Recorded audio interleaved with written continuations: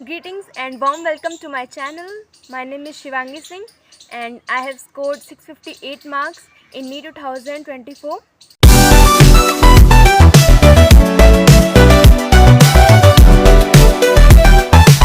यार आप लोग वीडियोस तो देखते हो पर चैनल सब्सक्राइब नहीं करते। यार अगर वीडियोस अच्छे लग रहे हैं तो चैनल सब्सक्राइब करो ना, मुझे भी मोटिवेशन आएगा ऐसे ही आप लोगों के लिए और अच्छे मोटिवेटिंग और एजुकेशनल वीडियोस लाने में।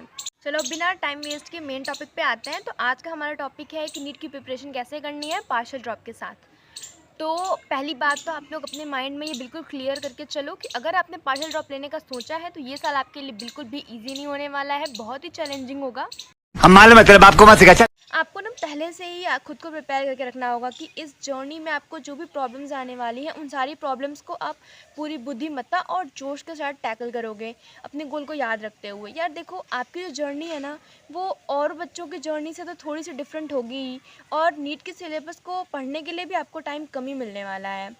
पर ये जर्नी आपने ही खुद के लिए चूज़ करी है, तो आपको पूरे कॉन्फिडेंस के साथ अपने लिए खड़े रहना होगा। और एक कहावत है कि मन के हारे हार है, मन के जीते जीत है। तो अगर आप ही अपना साथ नहीं दोगे तो फिर कौन देगा। इसलिए आपको खुद के ऊपर विश्वास रखते हुए डटे रहना है। चलो बहुत हो गई मोटिवेशन की बात, अब आते हैं मेन बात पे। तो चलिए शुरू करते हैं। जिन भी बच्चों का ये फर्स्ट ड्रॉप है ना या सेकंड ड्रॉप है तो उन्हें तो मैं यही सजेस्ट करूँगी कि यार देखो, नीट में ना कंपटीशन बहुत ज़्यादा है। 24 से 25 लाख बच्चे बैठते हैं और इस साल तो 25 में तो आई थिंक और ज़्यादा बच्चे बैठेंगे, 26 लाख तक पहुँच सकते हैं। तो उनके लिए तो मैं ये सजेस्ट करूँगी कि यार कुछ भी करो, रो गाओ, अपने पेरेंट्स को कैसे भी करके मनाओ, बट प्लीज़ आप फुल ड्रॉप लो, क्योंकि अभी ज़्यादा टाइम नहीं गया है। इतने बड़े कंपटीशन को अगर आपको क्रॉस करना है तो 1-2 साल देने में कोई प्रॉब्लम नहीं है, या 3 साल देने में कोई प्रॉब्लम नहीं होनी चाहिए। क्योंकि अगर आप कोई कोर्स कर लेते हो उसके बाद आप अनएम्प्लॉयड रहते हो तो क्या फ़ायदा वैसे कोर्स का। उससे तो बेटर यही है ना कि आप अभी ड्रॉप ले लो। अभी ड्रॉप लेके एटलीस्ट आप किसी एक बेटर पोजीशन पे पहुंच जाओगे, कोई आप एक अच्छा कोर्स करोगे तो एटलीस्ट बाद में आप जाके ज़्यादा पैसे कमाओगे अनएम्प्लॉयड रहने के बजाय। तो अब हम बात करते हैं इन कॉमन उन बच्चों की जिनके 3 ड्रॉप से ज़्यादा हो चुके हैं। तो उनके लिए सेफ़ तो यही रहेगा कि कोई वो एक कोर्स ज्वाइन कर लें।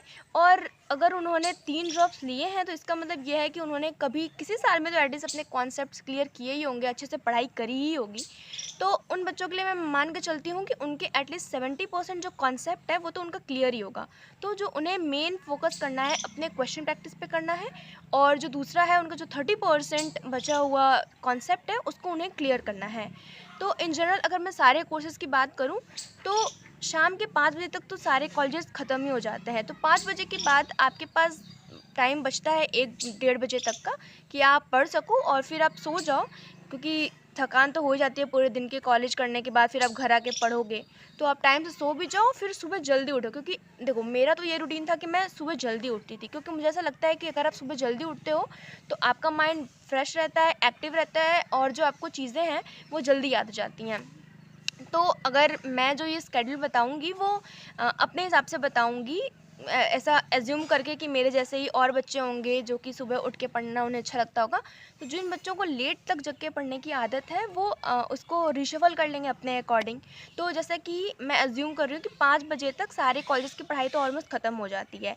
तो 5 बजे के बाद आप पूरे दिन कॉलेज करके आए हो तो आप बहुत थके हुए होगे, जेन्युइन सी बात है। तो आप 1.5 घंटे का रेस्ट ले लो, नैप ले लो। हाँ, 1.5 घंटे रेस्ट से मेरा ये मतलब नहीं कि आप फ़ोन चलाने लग जाओ, क्योंकि अगर आप फ़ोन चलाओगे तो आपका स्क्रीन टाइम बढ़ जाएगा। स्क्रीन टाइम बढ़ेगा, उससे आपकी आइज़ में पेन होगा, आपका जो माइंड है वो और थक जाएगा। फिर आप कुछ पढ़ाई लिखाई नहीं करोगे, कॉलेज की भी पढ़ाई नहीं करोगे और ऐसी भी पढ़ाई नहीं करोगे, चुपचाप से सो जाओगे।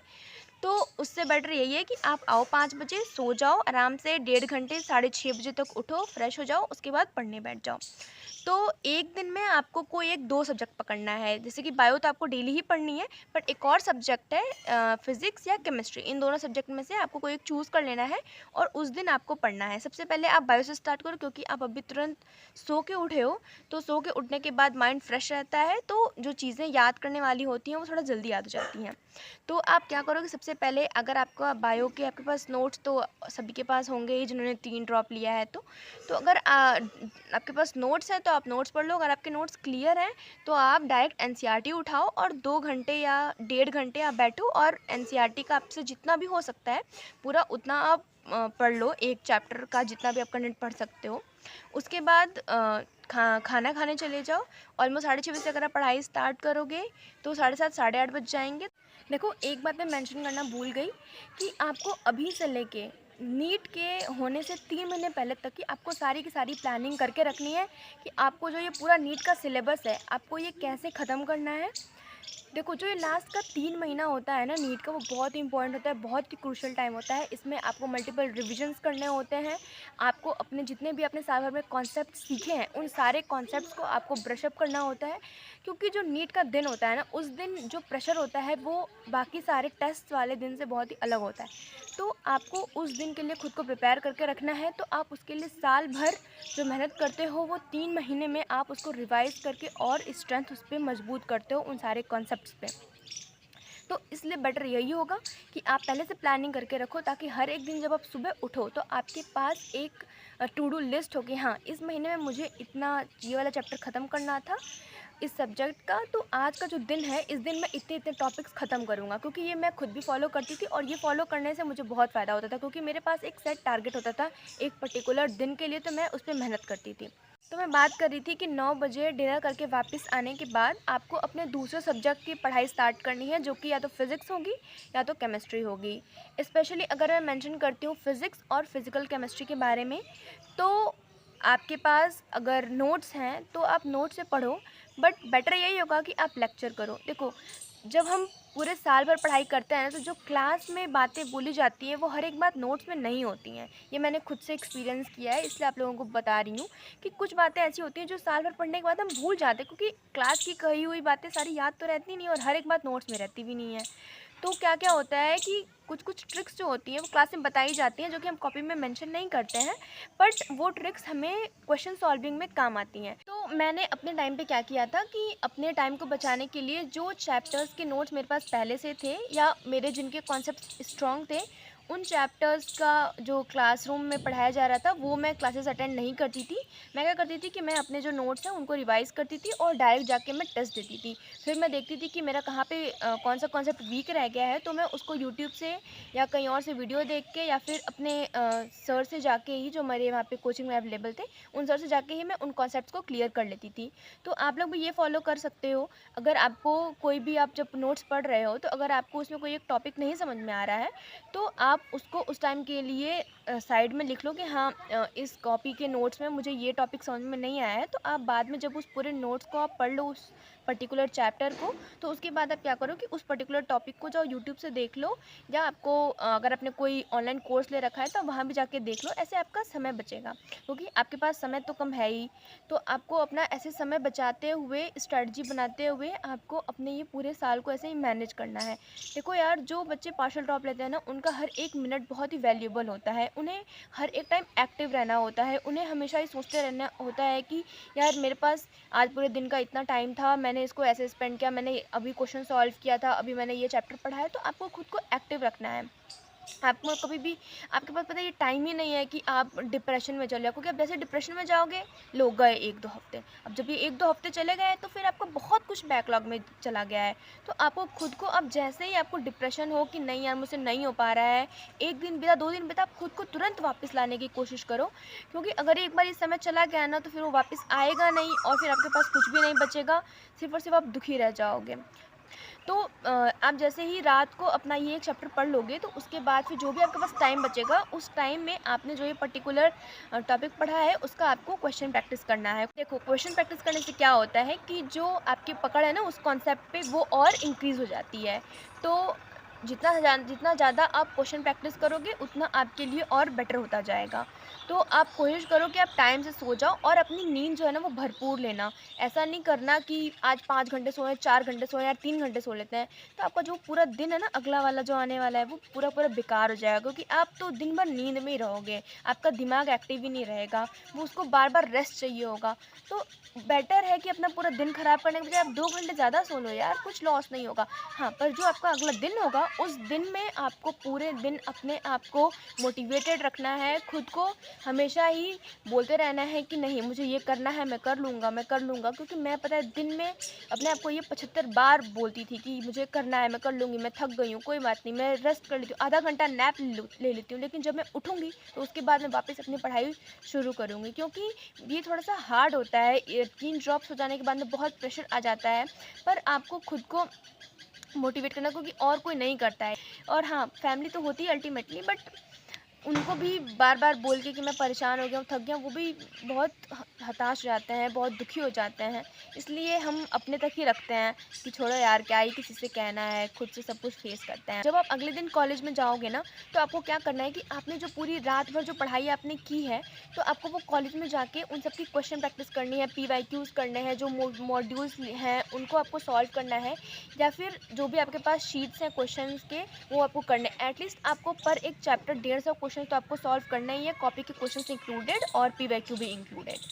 और फिर क्या करना है आपको, जब आप क्लास में लेक्चर्स अटेंड कर रहे हो ना, तो आप कोशिश करो कि अगर आपको क्लास में जो भी टॉपिक्स पढ़ाए जा रहे हैं वो आपको पहले से आते हैं, या अगर आप 1-2 स्किप भी कर दोगे लेक्चर्स, मतलब क्लास में ही रहो बट आप अटेंड नहीं कर रहे हो, मतलब बातें नहीं सुन रहे हो, तो वो स्किप करना ही होगा ना।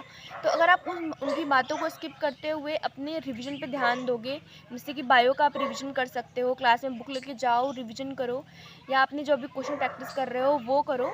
तो ये सब सारी चीज़ें जो आप दिन भर करोगे ना, ये सब आपके लिए बेनिफिशियल होंगी। आप चाहो तो क्या कर सकते हो कि आप पेपर्स लेके जा सकते हो। तो कुछ जिन बच्चों के भी 550 से ऊपर आए हैं ना, वो कोशिश करें कि वो हफ्ते में एक तो फुल सिलेबस टेस्ट दें, ताकि उनको पता चले कि जो वो कॉन्सेप्ट्स पढ़ते जा रहे हैं उनका कितना गेन होते जा रहा है, या इतना टाइम गैप ऑलरेडी हो चुका है। अगस्त चल रहा है हमारा, मई से अगस्त तक बहुत ही लंबा टाइम हो चुका है, तो आपकी बहुत सारी चीज़ें भूल चुकी होंगी। तो आप एक फुल सिलेबस टेस्ट दो और देखो कि आपके अभी कितने नंबर आ रहे हैं। तो उस हिसाब से आप अपनी पढ़ाई स्टार्ट करो। और अभी जब अपनी पढ़ाई आप स्टार्ट करोगे ना, तो प्लीज़ कोशिश करना कि इकट्ठे ही आप 10 से 12 घंटे मत पढ़ने लग जाओ, या 15-15 घंटे मत पढ़ने लग जाओ, क्योंकि आप 1-2 दिन करोगे उसके बाद आप कर नहीं पाओगे, तो उससे कोई फ़ायदा आपको होने वाला है नहीं। तो बेटर यही होगा कि आप स्टार्ट करो 2 घंटे, 3 घंटे, फिर उसको ग्रेजुअली बढ़ाते जाओ। 3 से 4 करो, 4 से 5 करो। ऐसे करोगे तो वो अल्टीमेटली 10 से 12 घंटे, 15 घंटे तक पहुंच जाएगा, और आपको अल्टीमेटली फ़ायदा हो जाएगा फिर। तो मैं आप लोगों से एक और बहुत ज़रूरी बात कहना चाहूँगी कि आप कॉलेज में जाना तो प्लीज़ अपने जो फ्रेंड सर्कल है ना, वो थोड़ी देख के बनाना। ऐसे दोस्तों को अपने साथ मत रखना जो कि आपको डिमोटिवेट कर दें, या जो आपका रास्ता ही आपको भटका दे कि यार ये कोर्स भी अच्छा है, ये कर लेते हैं। आप हमेशा याद रखना कि आपने स्टार्ट किया था क्या सोच के, आपको नीट की प्रिपरेशन करके एमबीबीएस में पहुंचना है, ना कि आप ये कोर्स पढ़ने के लिए आपने ये कोर्स ज्वाइन किया है। आपने इसको एक बैकअप प्लान की तरह लिया था, तो आप इसको बैकअप प्लान की तरह ही लेना। आप कोशिश करना कि आप ऐसे फ्रेंड्स ग्रुप में रहो जिनका भी गोल आपके जैसा ही है, उनकी थिंकिंग भी आपके जैसी ही है, ताकि आपका जो कोई भी डाउट होगा तो वो आप उनसे बात करके क्लियर कर लोगे। पर आप अपने जो भी कोर्स आपने ज्वाइन किया है, अगर आप उसके एग्ज़ाम्स की टेंशन लोगे तो आप उसकी ज़्यादा टेंशन मत लेना, क्योंकि कोई भी कोर्स हो, अगर मैं बीएमएस की बात करूँ तो बीएमएस में तो आपको कह ही रही हूँ कि आप 4-5 महीने एब्सेंट कर दो, कोई ज़्यादा फ़र्क नहीं पड़ेगा। तो आप नीट के होने से ना 4 महीने पहले आप एब्सेंट करके आराम से घर पे बैठ के प्रिपरेशन करना बहुत ही अच्छा होगा आपके लिए।